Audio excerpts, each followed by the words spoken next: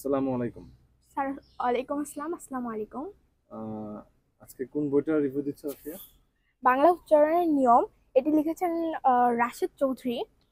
আমরা সাধারণত লিখতে গেলে সচরাচর নানা বানান বা উচ্চারণ ভুল করে থাকি। আহ, ভুল করি এবং আমাদের যখন কেউ বলে বক্তব্য দিতে, তখন আমরা বক্তব্য দেওয়ার সময় কিছু ভুল উচ্চারণ করে থাকি, যার ফলে হেনস্থার শিকার হই। তাই এই বইটি আমাদের সেই সব কিছু সমস্যা থেকে রক্ষা করার চেষ্টা করেছে। উচ্চারণ শুদ্ধ করার ক্ষেত্রে সবচেয়ে আগে প্রয়োজন আমি শুদ্ধ উচ্চারণের কথা বলবো, এইটা প্রতিজ্ঞা করা। এই বইটি পড়লে আমরা বাংলা ধ্বনির পরিচয়, বর্ণের পরিচয়, ব্যঞ্জন বর্ণের বিশ্লেষণ, বাকযন্ত্রের পরিচয়, স্বরধ্বনির পরিচয়, সংযুক্ত ব্যঞ্জন ধ্বনি ও যুক্ত ব্যঞ্জন বর্ণ, বাংলা উচ্চারণের এইসব নিয়মগুলো ইত্যাদি আমরা শিখতে পারবো। যেমন স্বরেও প্লাস রস্বই স্ল্যাশ দীর্ঘই স্ল্যাশ রস্ব স্ল্যাশ দীর্ঘ, এগুলো সব রস্ব রস্ব হচ্ছে স্বরেও সঙ্গে যোগ করলে এগুলো সব হচ্ছে ও ও হবে। যেমন অ প্লাস জফলা, আহ, এর ইকুয়াল হচ্ছে ও। তারপর হচ্ছে অ প্লাস যুক্ত খ, এর এর ফলেও কিন্তু ও হয়। তারপর হচ্ছে ও প্লাস দন্ত নয়, এর ফলেও ও হয়। এরকমই আরো অনেক বানান, এরকমই আরো অনেক উচ্চারণ আছে, যার মানে যে ব্যঞ্জন বর্ণগুলো যোগ করলে একটি করে ওয়ার্ড হয়। যেমন চ ছ বর্গীয় জ ঝ, এই চারটি মিলে ইয় ইয় বর্ণ উচ্চারিত হয়। বর্গীয় জ এর পরে ইয় যোগ হলে গয় চন্দ্রবিন্দু জফলা আকার যুক্ত হয়। এই বই পড়লে আমরা সাধু চলিত উচ্চারণ সম্পর্কে জানতে পারবো। যেমন পরিবার, সাধু ভাষা হচ্ছে করিবার, চলিত ভাষা হচ্ছে করবার, আর হচ্ছে উচ্চারণটা হচ্ছে কয় উকার বয় শূন্য র, বয় আকার বয় শূন্য র। আর তারপর হচ্ছে ধরিবার, এটি হচ্ছে সাধু ভাষা। ধরবার হচ্ছে চলিত।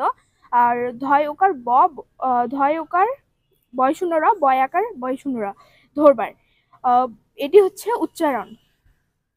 তারপর এই বইটি পড়লে আমরা চন্দ্রবিন্দু 1900 খণ্ডত, আহ, এই ওয়ার্ডগুলো আহ, এই ওয়ার্ডগুলো দিয়ে একটি অর্থ হয় এবং না দিলে এই অর্থগুলো ভিন্ন হয়ে যায়।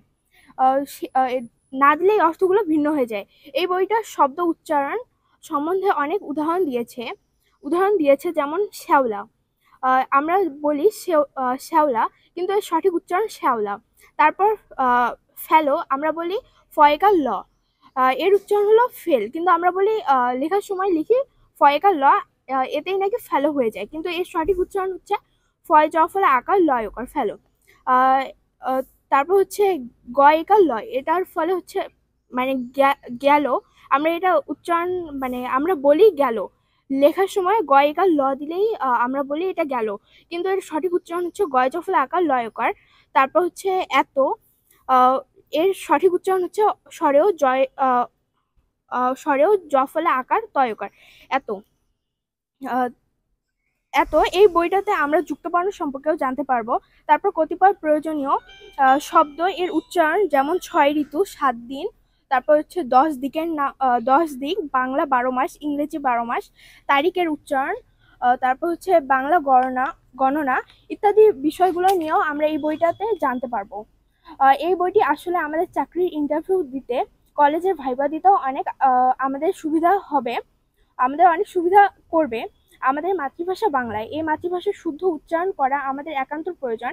এই বইটি আসলে অনেক জ্ঞানমূলক, এর ফলে বাংলা ভাষার প্রতি আমার অনেক বেশি শ্রদ্ধা ও ভালোবাসা বেড়ে গিয়েছে। এই বইটি পড়ে আমি অনেক অনুপ্রাণিত হয়েছি, তাই বলবো এই বইটি পড়া আমাদের সকলেরই অনেক প্রয়োজন। ধন্যবাদ।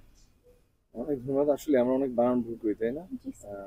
আসলে বাংলা এত সহজ না, আমাদের মায়ের ভাষা, এই জন্য আমরা হয়তো বলতে পারি, কিন্তু লিখতে গেলে দেখি আমরা আমরা সোশ্যাল মিডিয়াতেও অনেকেই লেখে বাংলা, অথবা আমরা বিভিন্ন জায়গায় যে দেখি, দেখা যাচ্ছে প্রচুর বানান ভুল। তো আমাদের আসলে বাংলা বানানোর প্রতিও আরো বেশি সচেতন হওয়া জরুরি, তাই না? জি স্যার। অনেক ধন্যবাদ, থ্যাংক ইউ। স্যার ধন্যবাদ।